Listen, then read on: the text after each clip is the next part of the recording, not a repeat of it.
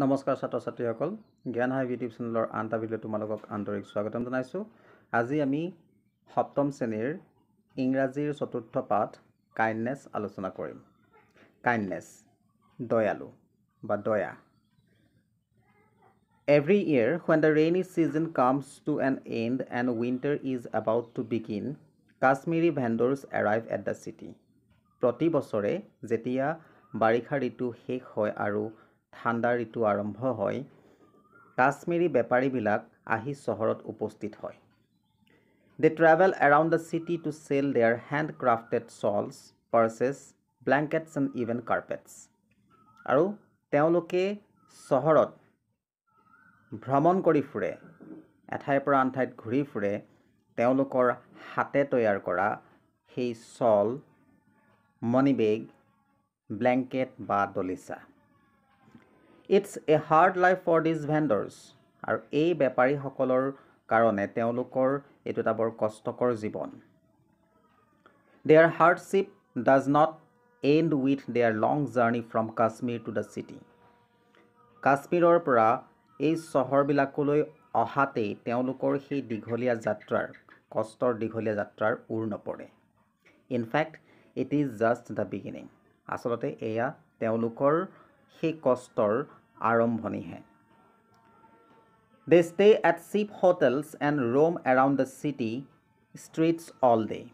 সিহঁতে সস্তীয়া হোটেলত থাকে আৰু দিনৰ দিনটো চহৰৰ অলিয়ে গলিয়ে ঘূৰি ফুৰে।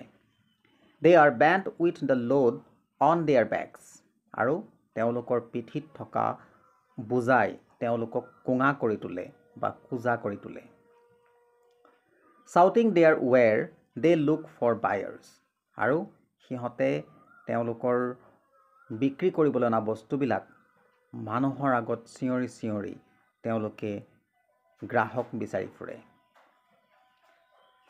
I would have never known all this if it were not for a chance meeting with a couple of Kashmiri vendors at my brother-in-law's house. যদি মই ভিনিদেউৰ ঘৰত বাই চান্স এই কাশ্মীৰী বেপাৰীসকলক লগ নাপালোহেঁতেন বা বেপাৰীশালক লগ নাপালোহেঁতেন, তেনেহ'লে মই তেওঁলোকৰ বিষয়ে একো গম বা নাজানিলোহেঁতেন। We were seated in my brother-in-law's veranda when two Kashmiri vendors who looked like father and son came in. আমি ভিনিদেউৰ ঘৰৰ বাৰান্দাত বহি আছিলোঁ। সেই সময়তে দুজন কাশ্মীৰী বেপাৰী যাক দেখাত দেউতাক পুতেকৰ নিচিনা লাগিছিল তেওঁলোক সোমাই আহিছিল।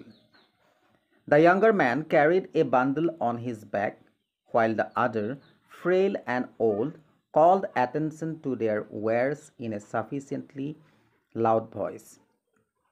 Kashmiri shawls, Kashmiri shawls. যিজন বয়সত অলপ সৰু আছিল তেওঁ পিঠিত এটা বাণ্ডল লৈ আহিছিল। কাপোৰৰ বাণ্ডল হ'ব পাৰে বা তেওঁলোকে বিক্ৰী কৰিবলৈ অনা যিবিলাক বস্তু সেই বস্তুৰ এটা মুঠা লৈ আহিছিল। আনহাতে যিজন ক্ষীণ আৰু অলপ বয়সীয়াল তেওঁ বিক্ৰী কৰিবলৈ অনা সেই বস্তুবিলাক চিঞৰি চিঞৰি আহিছিল ডাঙৰ মাতেৰে, এটা যথেষ্ট ডাঙৰ মাতেৰে তেওঁ কাশ্মীৰী শ্বল লাগিব নেকি এনেকৈ চিঞৰি আহিছিল। I was surprised when my brother-in-law called the vendors in. মই বৰ আচৰিত হৈ গ'লোঁ যেতিয়া মোৰ ভিনিদেউই সেই বেপাৰীকেইজন মাতিলে। I was sure that he needed nothing from them. মই নিশ্চিত যে তেওঁলোকৰ পৰা একো বিচৰা নাই বা একো নিকিনে। But he began examining their shawls and short jackets. কিন্তু তেওঁলোকে বিক্ৰী কৰিবলৈ অনা সেই শ্বল বা চুটি জেকেটসমূহ শ্বল আৰু চুটি জেকেটসমূহ পৰীক্ষা কৰিবলৈ লিৰিকি বিদাৰি চাবলৈ আৰম্ভ কৰিলে। His wife, my sister, who was in the kitchen, got busy making tea. তেওঁৰ ঘৈণীয়েক মোৰ বাইদেউ সেই সময়ত পাকঘৰত চাহ বনোৱাত ব্যস্ত হৈ পৰিছিল। She knew that her husband would not buy anything from vendors.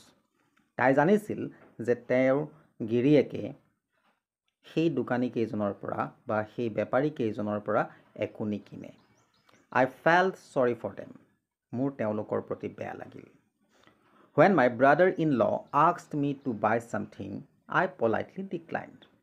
যেতিয়া মোৰ ভিনীদেৱে মোক কিবা এটা কিনিবলৈ ক'লে মই অতি ভদ্ৰভাৱে নাকচ কৰিলোঁ। He then started chatting with the vendors about their families and their homeland. তাৰ পাছত ভিনীদেউ সেই বেপাৰী কেইজনৰ লগত তেওঁলোকৰ পৰিয়াল আৰু তেওঁলোকৰ গৃহভূমিৰ বিষয়ে কথা পাতিবলৈ আৰম্ভ কৰিলে। As they narrated the details of their different lives, I felt sad and guilty at being a party to such behavior. আৰু যেতিয়া সেই বেপাৰী কেইজনে তেওঁলোকৰ পৃথক জীৱনৰ বিষয়ে তেওঁলোকৰ জীৱনৰ দুখ দুৰ্দশাবিলাকৰ বিষয়ে বৰ্ণনা কৰিবলৈ আৰম্ভ কৰিলে মোৰ বেয়া লাগিল। মই দুখ অনুভৱ কৰিলোঁ আৰু মই যেন দুখী তেনেকুৱা এটা আচৰণৰ অংশীদাৰ হোৱাৰ কাৰণে নিজকে মই দুখী যেন অনুভৱ কৰিলোঁ। But my brother-in-law suddenly called out to his wife and asked her to serve the visitors something to eat since they would be hungry. কিন্তু মোৰ ভিনীদেৱে হঠাৎ তেওঁৰ পত্নীক সেই অতিথিসকলক অৰ্থাৎ সেই বেপাৰী দুজনলৈ খাবৰ কাৰণে কিবা আনিবলৈ ক'লে যিহেতু তেওঁলোকৰ হয়তো ভোক লাগিব পাৰে। She quickly brought some food into the veranda. আৰু তেওঁ খৰধৰকৈ বাৰাণ্ডালৈ কিছু খোৱা বস্তু লৈ আহিল। The vendors hesitated initially but agreed to eat when my brother-in-law insisted. বেপাৰী কেইজনে প্ৰথম অৱস্থাত অলপ থেৰুগেৰু কৰিছিল বা তেওঁলোকে ইচ্ছা প্ৰকাশ কৰা নাছিল, কিন্তু যেতিয়া ভিনীদেৱে তেওঁলোকক খাতিৰ কৰিলে তেওঁলোকে খাবলৈ মান্তি হ'ল। After a hearty meal, they left promising to bring better things next year. আৰু তেওঁলোকে তৃপ্তিৰে সেই খাদ্যবস্তুখিনি খোৱাৰ পাছত সেই ঠাই ত্যাগ কৰিলে লগতে কথা দি গ'ল যে পিছৰ বছৰ আহোঁতে তেওঁলোকে ইয়াতকৈ ভাল বস্তু লৈ আহিব।